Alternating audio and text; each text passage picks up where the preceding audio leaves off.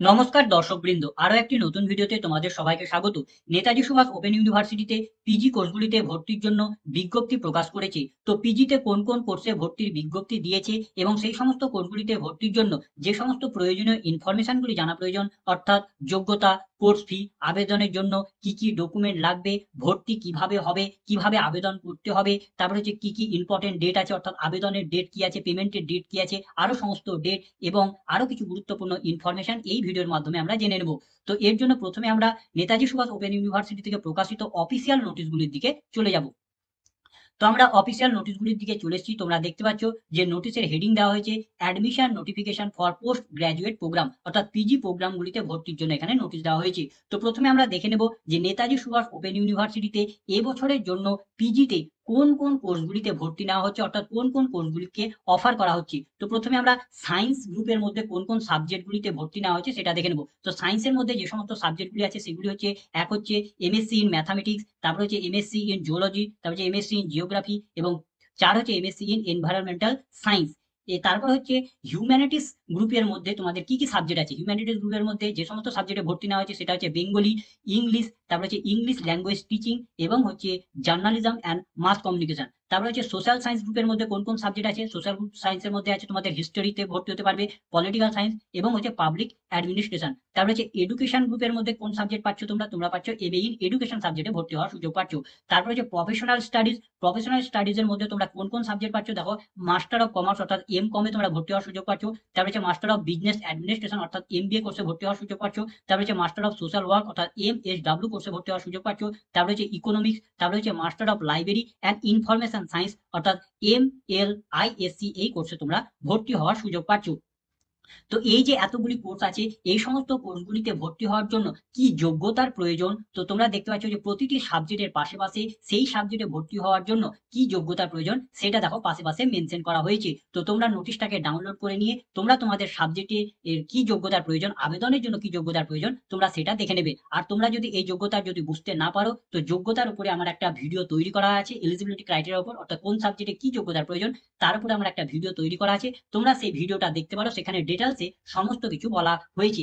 সেখানে কেবলমাত্র দুটি সাবজেক্টের যোগ্যতা পাবে না, এক হচ্ছে তোমরা এনভায়রনমেন্টাল সায়েন্স এই সাবজেক্টটা এবং আর একটি হচ্ছে তোমাদের এই যে master of business administration MBA এই সাবজেক্ট দুটি তোমরা এডুকেশন কোয়ালিফিকেশন অর্থাৎ এলিজিবিলিটি পাবে না। কারণ এই বছরের জন্য কেবলমাত্র নতুন তোমাদের এনভায়রনমেন্টাল সায়েন্স এবং এমবিএ এই দুটি সাবজেক্টকে নতুন ভাবে ইন্ট্রোডিউস করা হয়েছে। আগে এই দুটি সাবজেক্ট ছিল না। তো পুরো এই যে বাকি সাবজেক্টগুলি আছে সেই সমস্ত সাবজেক্টের কোয়ালিফিকেশন দেখার জন্য তোমরা ওখানে দেখে নেবে। আমি কেবলমাত্র এই যে নতুন দুটি সাবজেক্ট ইন্ট্রোডিউস করা হয়েছে সেই দুটি সাবজেক্টের জন্য ভর্তি হতে যে এলিজিবিলিটির প্রয়োজন সেটা আমরা এখানে জানিয়ে দিচ্ছি। তো এনভায়রনমেন্ট সায়েন্সে যদি কেউ ভর্তি হতে চায়, তাদের জন্য যারা নন সিবিসিএস স্টুডেন্ট হবে, অর্থাৎ যারা ওল্ড সিলেবাসের স্টুডেন্ট, অর্থাৎ যারা 1+1+1 সিস্টেমে পড়াশোনা করেছে, তারা যদি ভর্তি হতে চায় এই এনভায়রনমেন্ট সায়েন্সে, তাদের জন্য কি কোয়ালিফিকেশন লাগবে, তাদেরকে লাগবে অনার্স গ্র্যাজুয়েট লাগবে এনভায়রনমেন্টাল সায়েন্সে। এনভায়রনমেন্টাল সায়েন্সে অনার্স গ্র্যাজুয়েট থাকলে সে আবেদন করতে পারবে। অথবা তার যদি এনভায়রনমেন্ট সায়েন্সে যদি অনার্স গ্র্যাজুয়েট না থাকে, আহ, এবং তার যদি অন্যান্য সাবজেক্টে যদি অনার্স গ্র্যাজুয়েট থাকে, তাহলে সে আবেদন করতে পারবে। অন্যান্য কি কি সাবজেক্ট, যদি তার বায়ো সায়েন্স অথবা লাইফ সায়েন্স এই সাবজেক্টে যদি তার অনার্স ডিগ্রি থাকে সে আবেদন করতে পারবে। কেমিস্ট্রিতে, তারপরে হচ্ছে বিএসসি জিওগ্রাফি থাকলে আবেদন করতে পারবে। তারপর হচ্ছে জিওলজি বা আর্থ সায়েন্স এই সমস্ত সাবজেক্টে পড়া থাকলে সে আবেদন করতে পারবে। তারপর হচ্ছে বিএসসি ম্যাথামেটিক্সে থাকলে সে আবেদন করতে পারবে। তার সঙ্গে স্ট্যাটিস্টিক্সে যদি সে অনার্স গ্র্যাজুয়েট ডিগ্রি করা থাকে তাহলে সেখানে আবেদন করতে পারবে। এবং হচ্ছে সিবিসিএস স্টুডেন্টদের জন্য, অর্থাৎ যারা নিউ সিলেবাসের স্টুডেন্ট, অর্থাৎ যারা সেমিস্টার সিস্টেমে পড়াশোনা করেছে, তারা যদি আবেদন করতে চায় তো তাদের জন্য কি কোয়ালিফিকেশন লাগবে, তাদের জন্য লাগবে অনার্স গ্র্যাজুয়েট লাগছে। অনার্স গ্র্যাজুয়েটে তাদের কোর্স হিসাবে অথবা ডিএসসি পেপার হিসাবে তাদেরকে এনভায়রনমেন্টাল সায়েন্স এই সাবজেক্টে থাকলে তারা আবেদন করতে পারবে। অথবা তারা যদি এনভায়রনমেন্ট সায়েন্স নিয়ে যদি না পড়ে থাকে, যদি তাদের বায়ো সায়েন্স অথবা লাইফ সায়েন্স থাকে বা কেমিস্ট্রি থাকে বা বিএসসি জিওগ্রাফি নিয়ে যদি পড়াশোনা করে থাকে গ্র্যাজুয়েশনে, বা জিওলজি বা আর্থ সায়েন্স বা বিএসসি ম্যাথামেটিক্স বা স্ট্যাটিস্টিক্স এই সমস্ত সাবজেক্টের গুলির মধ্যে যে কোনো সাবজেক্ট যদি তারা পড়াশোনা করে থাকে গ্র্যাজুয়েশনে, তাহলে তারা এই এনভায়রনমেন্টাল সায়েন্সে আবেদন করতে পারবে। এবং আমরা দেখে নেব যে এমবিএ কোর্সের জন্য যদি তারা আবেদন করতে চায় কেউ, তাহলে তাদের জন্য কি লাগবে, নন সিবিসিএস এবং সিবিসিএস অর্থাৎ যারা পুরনো সিলেবাসের স্টুডেন্ট এবং যারা নতুন সিলেবাসের স্টুডেন্ট উভয় স্টুডেন্টদের জন্যই তাদের এখানে কোয়ালিফিকেশন কি লাগবে বলেছে এনি গ্র্যাজুয়েট তাদেরকে বলেছে এনি গ্র্যাজুয়েট ডিগ্রি, তাদের যে কোনো সাবজেক্টে যে কোনো ব্রাঞ্চে যদি গ্র্যাজুয়েশন ডিগ্রি থাকে তারা আবেদন করতে পারবে, এখানে কোনো সাবজেক্ট লিমিট নেই। এছাড়া তাদের যদি মেডিসিন যদি ডিগ্রি থাকে বা ল ডিগ্রি থাকে বা তাদের এখানে ইঞ্জিনিয়ারিং যদি ডিগ্রি থাকে বা ফার্মেসি ডিগ্রি থাকে বা আর্কিটেকচার, এই সমস্ত যদি ডিগ্রিগুলি যদি থাকে তাও তারা এমবিএ কোর্সে আবেদন করতে পারবে। তো এই দুটি সাবজেক্ট বাদে বাকি যে সমস্ত সাবজেক্টগুলি আছে, এই সমস্ত সাবজেক্টগুলি তোমরা প্রিভিয়াস একটা ভিডিও আছে, সেই ভিডিও থেকে সেই সমস্ত কোয়ালিফিকেশনগুলি দেখে নেবে, তার লিঙ্ক আমি এই ভিডিও ডেসক্রিপশনে দিয়ে দেবো। এবার আমরা দেখে নেবো যে এই সমস্ত সাবজেক্টগুলিতে ভর্তি হওয়ার জন্য তোমাদের কোর্স ফি কি লাগবে, অর্থাৎ অ্যাডমিশনের সময় তোমাদের কত টাকা করে পেমেন্ট করতে হবে দেখে নেবো। তো এই ফি স্ট্রাকচারও আমরা আগের ভিডিওতেই বলা আছে, তো ফি স্ট্রাকচারেরও কোনো রকমের পরিবর্তন করা হয়নি, তাও আমরা একবার এই ভিডিওতে একবার বলে দিচ্ছি যে ফি স্ট্রাকচার কি আছে। তো তোমরা যদি এম এর Bengali, English language teaching, history, political science, তারপরে হচ্ছে পাবলিক অ্যাডমিনিস্ট্রেশন, তারপরে হচ্ছে এডুকেশন, ইকোনমিক্স এবং এমকম, এই সাবজেক্টগুলিতে যদি ভর্তি হতে চাও তো তোমার অ্যাডমিশন ফি লাগবে টোটাল হচ্ছে 4,275 টাকা। আর তোমরা যদি master of social work, MSW এবং এমএসসি ইন ম্যাথামেটিক্স এই সাবজেক্টগুলিতে যদি ভর্তি হতে চাও তাহলে তোমাদের অ্যাডমিশন ফি লাগবে 5,675 টাকা। আর হচ্ছে master of library and information science এই সাবজেক্টে যদি ভর্তি হতে চাও তাহলে তোমাকে লাগবে 10,475 টাকা। এবং MA in journalism and mass communication এই সাবজেক্টে যদি তোমরা ভর্তি হতে চাও তো তোমার টোটাল লাগবে মানে অ্যাডমিশনের সময় 13,475 টাকা, এই টাকাটা লাগবে। এবং তোমরা যদি জুওলজি, জিওগ্রাফি এবং এনভায়রনমেন্টাল সায়েন্স এই সাবজেক্টগুলিতে যদি ভর্তি হতে চাও তো তোমাদের এই সাবজেক্ট তিনটির জন্য কোর্স ফি হচ্ছে 18,000 টাকা লাগবে, তার সঙ্গে 475 টাকা লাগবে, অর্থাৎ 18,475 টাকা লাগবে জিওগ্রাফি, জুওলজি এবং এনভায়রনমেন্টাল সায়েন্স এই সাবজেক্টগুলিতে ভর্তি হওয়ার জন্য। এবং হচ্ছে এমবিএ অর্থাৎ মাস্টার অফ বিজনেস অ্যাডমিনিস্ট্রেশন এই সাবজেক্টে ভর্তি হওয়ার জন্য তোমাদের লাগবে 25,000 টাকা লাগবে। এটা হচ্ছে পার সেমিস্টার, অর্থাৎ তোমাদের 2 বছরে 4টি সেমিস্টার হবে, সেই 4টি সেমিস্টারের মধ্যে একটি সেমিস্টারের ফি হচ্ছে 25,000 টাকা তোমাদের এটা লাগবে। তো এই ছিল বিভিন্ন সাবজেক্টের অ্যাডমিশন ফি। আর তোমরা যদি গোটা কোর্সটি কমপ্লিট হতে কত খরচ পড়বে সেটা যদি জানতে চাও, অর্থাৎ ফুল কোর্স ফি কত হবে সেটা জানতে চাও, তার সঙ্গে যে এক্সামিনেশন ফি, তার সঙ্গে আরো যে সমস্ত এক্সট্রা যে সমস্ত ফি গুলি দিতে হয় সেই সম্পর্কে যদি তোমরা জানতে চাও তাহলে তোমরা একটা কমেন্ট করো, তাহলে আমরা একটা ফি নিয়ে একটা টোটাল ফি নিয়ে একটা আমরা ভিডিও তৈরি করে দেবো তোমাদের জন্য। এবার আমরা দেখে নেব যে এই সমস্ত কোর্সগুলিতে আবেদন করার জন্য তোমাদের কি কি ডকুমেন্ট লাগবে, অর্থাৎ যে সমস্ত ডকুমেন্টগুলি প্রয়োজন হবে আবেদনের সময় সেটা আমরা এবার দেখে নেব। তো আবেদনের সময় তোমাদের যে সমস্ত ডকুমেন্টগুলি লাগবে সেটা দেখো, তোমাদের এখানে দু রকমের ক্যাটাগরির ডকুমেন্ট লাগবে। একটি হচ্ছে ফর অল অ্যাপ্লিক্যান্ট, এই ডকুমেন্টগুলি সমস্ত স্টুডেন্টদের জন্য বাধ্যতামূলক লাগবে। আর আরেকটা হচ্ছে ইফ অ্যাপ্লিকেবল, অর্থাৎ তুমি যদি এই সমস্ত ক্যাটাগরিগুলি যদি ফুলফিল করো তাহলে তোমাকে সেই সমস্ত ডকুমেন্টগুলি শো করতে হবে। তো যেটা ফর অল অ্যাপ্লিক্যান্টের জন্য যে সমস্ত ডকুমেন্টগুলি লাগবে সেটা আমরা দেখে নেবো, অর্থাৎ সবাইকে যেটা দিতে হবে, মাস্ট দিতে হবে, সেটা 1 নম্বর হচ্ছে তোমাকে ফটোগ্রাফ লাগবে, অর্থাৎ তোমার একটা ছবি লাগবে। তারপরে হচ্ছে তোমার সিগনেচার, তারপরে তোমার নামের প্রুফ হিসাবে তোমাকে একটা ডকুমেন্ট লাগবে, সেটা হিসাবে তুমি আধার কার্ড বা ভোটার কার্ড বা প্যান কার্ডের মধ্যে যে কোনো একটা দিতে পারো। তারপরে হচ্ছে তোমার জন্ম প্রুফ প্রমাণ হিসাবে তোমাকে জন্ম প্রমাণ দেখাতে হবে, তার জন্য তুমি বার্থ সার্টিফিকেট, জন্ম প্রমাণপত্র, অথবা তুমি মাধ্যমিকের অ্যাডমিট কার্ড অথবা ডিজিটাল রেশন কার্ডের মধ্যে যে কোনো একটা তুমি দিতে পারো। তারপরে তোমাকে 10-এর পাস সার্টিফিকেট লাগবে, তারপরে হচ্ছে 12-এর পাস সার্টিফিকেট লাগবে, তারপরে হচ্ছে আন্ডার গ্র্যাজুয়েট অর্থাৎ গ্র্যাজুয়েশনে তোমাকে ফাইনাল মার্কশিটটা তোমাকে লাগবে। যদি তোমার ফাইনাল মার্কশিটটা যদি না থাকে সেক্ষেত্রে তোমাকে যে সমস্ত যে সেমিস্টার আছে সমস্ত সেমিস্টারের মার্কশিটকে তোমাকে একটি পিডিএফ করে তোমাকে আপলোড করতে হবে। আর যাদের 1+1+1 সিস্টেমের স্টুডেন্ট তাদেরও তাদেরকে সমস্ত মানে 1+1+1 এর মার্কশিটটা আপলোড করতে হবে যদি ফাইনাল মার্কশিট না থাকে তবে, আর যদি ফাইনাল মার্কশিট থাকে তাহলে ফাইনাল মার্কশিটটা আপলোড করলেই হয়ে যাবে। এছাড়াও তোমাদেরকে আরো কিছু ডকুমেন্ট লাগবে। আদার সার্টিফিকেট কি কি লাগবে দেখো, যারা এমএলআইএস এই সাবজেক্টে আবেদন করবে এবং পিজিইএড মানে হচ্ছে এডুকেশন এই সাবজেক্টে, অর্থাৎ মাস্টার অফ লাইব্রেরি সায়েন্স এবং হচ্ছে এডুকেশন এই দুটি সাবজেক্টে যারা আবেদন করবে তাদেরকে আরো দুটি এক্সট্রা ডকুমেন্ট লাগবে। সেটা কি, যারা হচ্ছে মাস্টার অফ লাইব্রেরি সায়েন্সে আবেদন করবে তাদের জন্য হচ্ছে ব্যাচেলর অফ লাইব্রেরি সায়েন্সের মার্কশিটটা লাগবে। দেখো এখানে বলেছে ফাইনাল মার্কশিটটা তাদেরকে লাগবে, বা ফাইনাল মার্কশিট না থাকলে তাদেরকে 6টা সেমিস্টার 4টি সেমিস্টারের যে মার্কশিটটা হবে সেটা তাদেরকে এখানে লাগবে। আর যারা হচ্ছে এডুকেশন মাস্টার অফ এডুকেশনে ভর্তি হবে তাদের জন্য তাদেরকে কি বিএড এবং বিএড স্পেশাল এডুকেশন এই দুটি মার্কশিট লাগবে। তোমরা জানো যে মাস্টার অফ এডুকেশন এই সাবজেক্টে ভর্তি হওয়ার জন্য দু রকমের কোয়ালিফিকেশন আছে, তোমরা দেখবে কোয়ালিফিকেশনটা তাহলে বুঝতে পারবে। এক হচ্ছে যদি তোমার বিএ ইন এডুকেশন যদি থাকে তাহলে তোমাকে বিএড তোমাকে মার্কশিট লাগছে না, মানে ডিগ্রি লাগছে না। আর তুমি যদি অন্যান্য সাবজেক্ট থেকে পড়াশোনা করে আসো এবং তুমি যদি এডুকেশন নিয়ে পড়তে চাও এমএ তে, তাহলে তোমাকে কি লাগবে, তাহলে তোমাকে বিএড ডিগ্রিটা লাগবে, অর্থাৎ অন্যান্য সাবজেক্ট তার সঙ্গে বিএড ডিগ্রি থাকলে তবে তুমি এডুকেশনে আবেদন করতে পারবে। এবার আমরা দেখে নেব ইফ অ্যাপ্লিকেবলে তোমাকে কি কি ডকুমেন্ট লাগবে। মানে যদি এটা অ্যাপ্লিকেবল যোগ্য হয় তাহলেই তোমাকে ডকুমেন্ট লাগবে। যেমন হচ্ছে কাস্ট সার্টিফিকেট, এটা কার ক্ষেত্রে, যদি তুমি জেনারেল স্টুডেন্ট হও তাহলে তোমাকে কাস্ট সার্টিফিকেট লাগবে না। আর তুমি যদি SC ST OBC A OBC B হও এবং তুমি যদি ফর্ম ফিল আপের সময় এগুলি করো, SC ST OBC fill up করো, তাহলে তোমাকে তার প্রমাণ হিসাবে সেই সার্টিফিকেটটা তোমাকে আপলোড করতে হবে। তারপরে যে পিডাব্লিউডি সার্টিফিকেট, তুমি যদি হ্যান্ডিক্যাপ হও তবেই তোমাকে, যদি হ্যান্ডিক্যাপ ফর্ম ফিল আপের সময় যদি তুমি ইয়েস করো তাহলে তোমাকে হ্যান্ডিক্যাপ সার্টিফিকেটটা দেখাতে হবে। আর তুমি যদি নো করো তাহলে লাগবে না। তুমি যদি বিপিএল সার্টিফিকেট, যদি তুমি বিপিএল ফর্ম ফিল আপের সময় যদি বিপিএল এ ইয়েস করো তাহলে তোমাকে বিপিএল সার্টিফিকেটটা শো করতে হবে। আর তুমি যদি ডিফেন্স বা সিকিউরিটি ফোর্সের যদি তুমি ফর্ম ফিল আপের সময় সেই সেকশনটা যদি ইয়েস করো ফর্ম ফিল আপের সময়, তাহলে তোমাকে ডিফেন্স বা সিকিউরিটি ফোর্সের সার্টিফিকেটটা দেখাতে হবে, মানে আপলোড করতে হবে। আর তুমি যদি নো করো তাহলে আপলোড করতে হবে না। আর তুমি যদি কোনো এমপ্লয়েড অর্থাৎ চাকরি করে থাকো, তুমি যদি সেটা ফর্ম ফিল আপের সময় যদি ইয়েস করে থাকো তাহলে তোমাকে সেই সার্টিফিকেটটা আপলোড করতে হবে। আর তুমি যদি নো করে থাকো তাহলে সেই সার্টিফিকেটগুলি আপলোড করতে হবে না। এবার আমরা দেখে নেব যে এই সমস্ত কোর্সগুলিতে তোমাদের কিভাবে ভর্তি নেওয়া হয়। তো নেতাজি সুভাষ ওপেন ইউনিভার্সিটিতে যে সমস্ত সাবজেক্টগুলিতে ভর্তি নেওয়া হয় সেই সমস্ত সাবজেক্টগুলির ভর্তি প্রক্রিয়া দু রকমের পদ্ধতিতে মাধ্যমে ভর্তি প্রক্রিয়া নেওয়া হয়। তো ভর্তি কিভাবে নেওয়া হয় সেই নিয়ে আমার একটা ডিটেলসে ভিডিও তৈরি করা আছে, স্টেপ বাই স্টেপ ডিটেলসে বলা আছে, একবারে প্রথম থেকে একবারে ফর্ম ফিল আপ থেকে একবারে ভর্তি কমপ্লিট হওয়া পর্যন্ত কিভাবে করতে হবে সমস্ত ডিটেলসে বলা আছে। তো তোমরা সেই ভিডিওটা দেখতে পারো, সেই ভিডিওটার লিঙ্ক আমি এই ভিডিও ডেসক্রিপশনে দিয়ে দেবো। আমি এই ভিডিওতে শর্টকাটে ছোট্ট করে একবার বলে দিচ্ছি।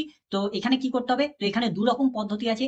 এক এক রকম পদ্ধতি হচ্ছে যে জিওগ্রাফি, জুওলজি, তারপরে এবছর যেহেতু দুটো নতুন সাবজেক্ট অ্যাড করেছে এনভায়রনমেন্ট সায়েন্স এবং এমবিএ, এই সাবজেক্টগুলি বাদে বাকি যে সমস্ত সাবজেক্টগুলি আছে সেই সমস্ত সাবজেক্টের জন্য ডাইরেক্ট অ্যাডমিশন হবে। আর হচ্ছে তোমাদের জুওলজি, জিওগ্রাফি, এনভায়রনমেন্ট সায়েন্স এবং এমবিএ, এই সাবজেক্টগুলির জন্য আলাদা রকম পদ্ধতিতে তোমাদের এখানে অ্যাডমিশন হবে, এখানে মেরিট বেসিসে অ্যাডমিশন হবে। তো যে সমস্ত সাবজেক্টগুলিতে ডাইরেক্ট অ্যাডমিশন হবে তাদের ক্ষেত্রে কি করতে হবে, তাদের ক্ষেত্রে এক নম্বর পদ্ধতি, তোমাদের অফিসিয়াল ওয়েবসাইটে গিয়ে ফর্ম ফিল আপ করতে হবে। ফর্ম ফিল আপ করার পর তোমাদেরকে যে সমস্ত ডকুমেন্টগুলো আপলোড করতে হবে সেই ডকুমেন্টগুলো আপলোড করতে হবে। আপলোড করার পর তোমার ডকুমেন্টগুলি ভেরিফিকেশন করা হবে। তোমার ডকুমেন্ট ভেরিফিকেশন হলে তোমাকে পেমেন্ট করতে হবে। পেমেন্ট তুমি অনলাইন বা অফলাইন যে কোনো মোডের মাধ্যমে করতে পারো তোমার ইচ্ছা মতো। পেমেন্ট করার পর তোমাকে পেমেন্ট রিসিপ্টটাকে ডাউনলোড করতে হবে। ডাউনলোড করার পর তোমাকে এনরোলমেন্ট সার্টিফিকেট এবং এসএলএন টোকেনটাকে ডাউনলোড করতে হবে। এইভাবে তোমার যে সমস্ত সাবজেক্টে ডাইরেক্ট অ্যাডমিশন হবে তোমার সেই ডাইরেক্ট অ্যাডমিশনটা কমপ্লিট হয়ে যাবে। তুমি যদি ফুল প্রসেস দেখতে চাও তো তোমরা সেই ভিডিওটা দেখতে পারো। তারপরে হচ্ছে যে সমস্ত সাবজেক্টে মেরিটের মাধ্যমে তোমাদের অ্যাডমিশন হবে, যেমন তোমাদের হবে জিওগ্রাফি, জুওলজি, তারপর হচ্ছে এনভায়রনমেন্টাল সায়েন্স এবং হচ্ছে এমবিএ, এই সমস্ত সাবজেক্টগুলির ভর্তি তোমাদের মেরিটের মাধ্যমে হবে। তো এই সমস্ত সাবজেক্টে কিভাবে ভর্তি নেওয়া হবে, তো এই সমস্ত সাবজেক্টগুলিতেও তোমাদের প্রথমে অ্যাপ্লিকেশন ফর্ম ফিল আপ করতে হবে। অ্যাপ্লিকেশন ফর্ম ফিল আপ করার পর ডকুমেন্ট আপলোড করতে হবে।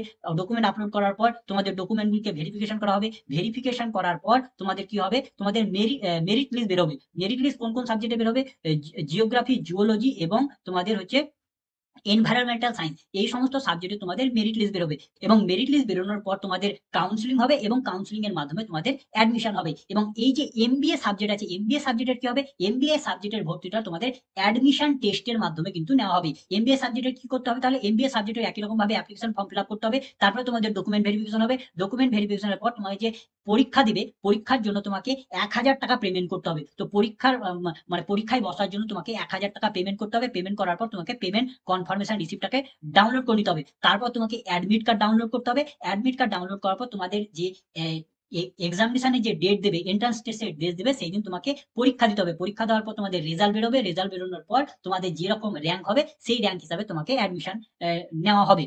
তো এখানে দেখলে দু রকম পদ্ধতিতে তোমার অ্যাডমিশন হচ্ছে, একটা হচ্ছে ডাইরেক্ট আর একটি হচ্ছে মেরিটের বেসিসে, মানে জিওগ্রাফি, জিওলজি এবং এনভায়রনমেন্ট সায়েন্সের হচ্ছে তোমাদের মেরিট বেসিসে, আর এমবিএ হচ্ছে তোমাদের অ্যাডমিশন টেস্টের মাধ্যমে হচ্ছে। আর বাকি যে সমস্ত সাবজেক্ট আছে সমস্ত সাবজেক্টে তোমাদের ডাইরেক্ট ডকুমেন্ট ভেরিফিকেশন তারপরে পেমেন্ট করে হচ্ছে। তুমি যদি ফুল পদ্ধতিটা যদি জানতে চাও তো তুমি আগের ভিডিওটা দেখতে পারো, আমি তার লিঙ্ক এখানে দিয়ে দেবো। তো এবার আমরা কিছু ইম্পর্টেন্ট ডেট দেখে নেবো, আবেদনের ডেট। তো তোমাদের ফর্ম ফিল আপ শুরু হচ্ছে 15/12/2023 তারিখ 10টা থেকে তোমাদের ফর্ম ফিল আপ শুরু হবে, অর্থাৎ 15ই ডিসেম্বর থেকে তোমরা ফর্ম ফিল আপ করতে পারছো। এবং ফর্ম ফিল আপের লাস্ট ডেট হচ্ছে 10ই জানুয়ারি পর্যন্ত তোমরা ফর্ম ফিল আপ করতে পারছো, রাত্রি 9টা পর্যন্ত তোমরা ফর্ম ফিল আপ করতে পারবে। তারপর হচ্ছে ডকুমেন্ট আপলোডিং। ডকুমেন্ট আপলোড তোমরা কবে থেকে করতে পারছো, মানে কিছু কিছু যে সমস্ত ডকুমেন্টগুলো আপলোড করতে হবে সেই সমস্ত ডকুমেন্টগুলি তোমরা 15/12/2023 তারিখ 10টা থেকে আপলোড করতে পারবে। এবং আপলোড করার লাস্ট ডেট হচ্ছে তোমরা 14ই জানুয়ারি রাত্রি 9টা পর্যন্ত তোমরা আপলোড করার সুযোগ পাচ্ছ।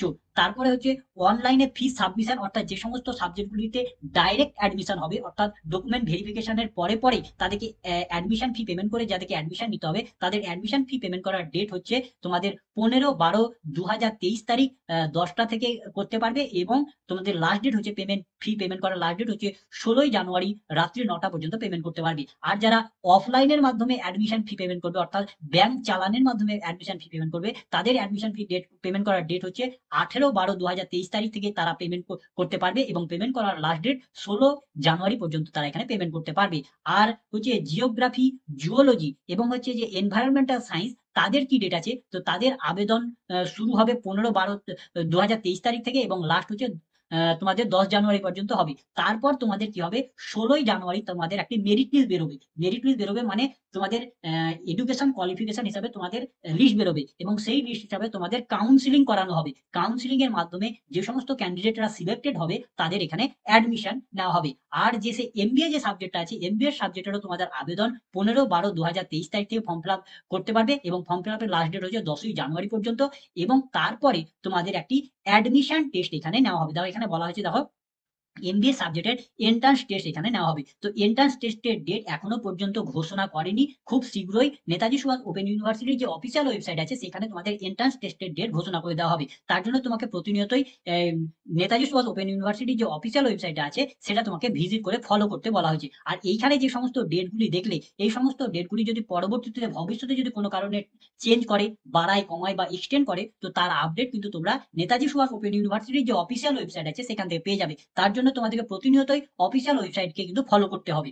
তারপরে এবার আমরা দেখে নেব কিছু ইম্পর্টেন্ট গাইডলাইন, জেনারেল গাইডলাইন, যেগুলি ফর্ম ফিল আপের সময় তোমাদের একান্তই ভাবে জানা প্রয়োজন, নইলে তোমাদের অ্যাপ্লিকেশন ফর্ম কিন্তু ক্যান্সেল হয়ে যাওয়ার সম্ভাবনা থাকছে। তো 1 নম্বর পয়েন্ট কি? 1 নম্বর পয়েন্ট হচ্ছে যে অ্যাপ্লিকেশন ফর্ম ফিল আপ করার আগেই তোমার প্রথম কাজ হচ্ছে যে সমস্ত নোটিফিকেশনগুলি প্রকাশ হয়েছে সেই নোটিফিকেশনগুলি তোমাকে ভালোভাবে সমস্ত কিছু পড়ে নিতে হবে, সমস্ত কিছু পড়ে নিতে হবে। তারপরে দ্বিতীয় পয়েন্টে বলা হয়েছে যে তুমি যে সাবজেক্টে আবেদন করবে সেই সাবজেক্টের জন্য যে এলিজিবিলিটি, অর্থাৎ যে যোগ্যতার প্রয়োজন, সেটাকে কিন্তু তোমাকে ভালোভাবে দেখে নিতে হবে। যদি তোমার এলিজিবিলিটি তোমার সঙ্গে যদি ম্যাচ হয় তবেই তোমাকে সেই সাবজেক্টে আবেদন করতে বলা হয়েছে। যদি তোমার এলিজিবিলিটি যদি ফুলফিল না হয় তাহলে তুমি সেই সাবজেক্টে আবেদন করলে তোমার আবেদন ক্যান্সেল করে দেওয়া হবে। 3 নম্বর পয়েন্টে বলা হয়েছে যে অ্যাডমিশন নেওয়ার সময় তোমাদের 2 রকম পদ্ধতিতে তোমরা অ্যাডমিশন ফি পেমেন্ট করতে পারবে। এক হচ্ছে তোমরা অনলাইনের মাধ্যমে পেমেন্ট করতে পারবে, আর দ্বিতীয় হচ্ছে তোমরা ব্যাংক চালানের মাধ্যমে পেমেন্ট করতে পারবে।